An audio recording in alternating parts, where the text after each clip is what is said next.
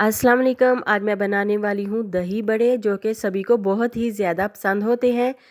तो इसके लिए जो चीज़ें चाहिए पहले वो बता दूँ। उबले हुए सफ़ेद चने जो कि मैंने उबाल के रख लिए, साथ ही आलू काट के मैंने उबाल लिए, और दही बड़े की फुल्कियाँ जो कि गर्म पानी में भिगो के रखी थी, और इनका पानी मैंने रिमूव कर दिया। साथ में प्याज, हरी मिर्चें, टमाटर वगैरह काट लिए, और मैंने बनाई मीठी चटनी जो कि आप सभी को बनानी आती है, खुबानी की मीठी चटनी। और 1 किलो दही मैंने ले लिया। दही को हम थोड़ा सा बीट कर लेंगे ताकि इसके चंक्स वगैरह जो हैं वो ख़त्म हो जाएं।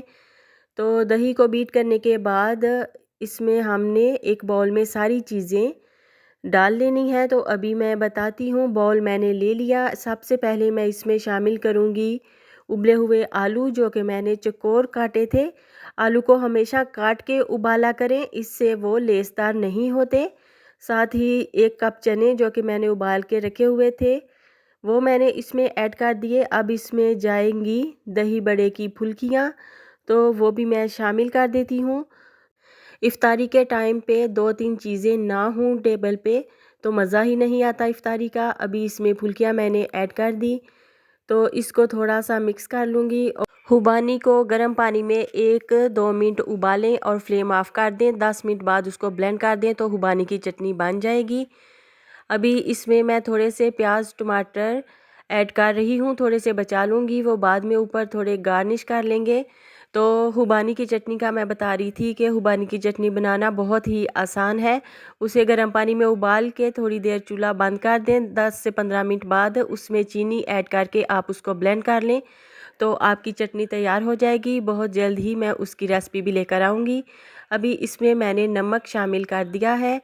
तो नमक शामिल करने के बाद इसको थोड़ा मिक्स कर लेंगे ताकि नमक अच्छी तरह से मिक्स हो जाए। इसमें अभी मैं चाट मसाला शामिल नहीं कर रही, वो बाद में हमने शामिल करना है, और जिसको जितना चाहिए वो उसी वक्त डाल लेगा।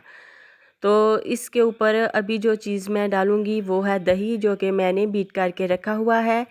तो 1 किलो मैंने दही लिया था। जितना आप इसमें शामिल करना चाहें कर सकते हैं, इसको थोड़ा भी शामिल कर सकते हैं, लेकिन मैं ये सारा इसमें ऐड कर दूंगी।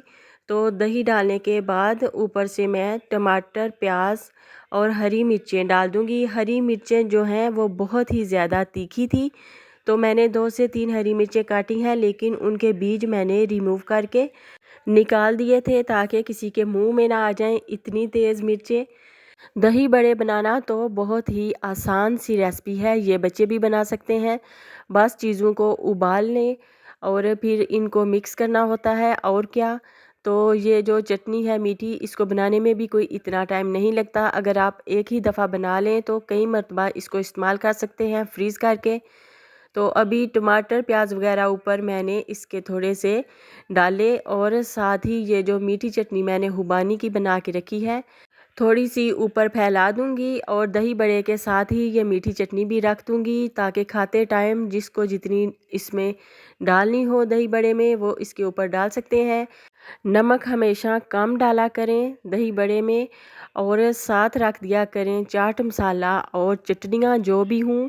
तो खाते टाइम जिसने जितनी चीज़ें इसमें ऐड करनी हों वो कर ले, क्योंकि पहले से ज़्यादा चीज़ें डालने से फिर बाज़ लोग होते हैं जो कम खाते हैं, तीखा नहीं खाते, तो उनके लिए प्रॉब्लम हो जाती है। तो ये चाट मसाला जो कि मैंने रखा हुआ था 1 टीस्पून सिर्फ़ मैं इसमें शामिल करूँगी।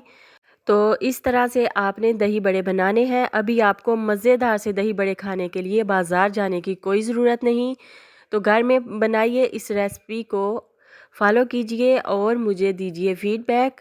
मुझे लाजमी करिए सब्सक्राइब एंड लाइक, और जहाँ भी रहिए खुश रहिए, आबाद रहिए, अच्छा अच्छा पकाइए और अच्छा अच्छा अपने घर वालों को खिलाइए। अल्लाह हाफिज़।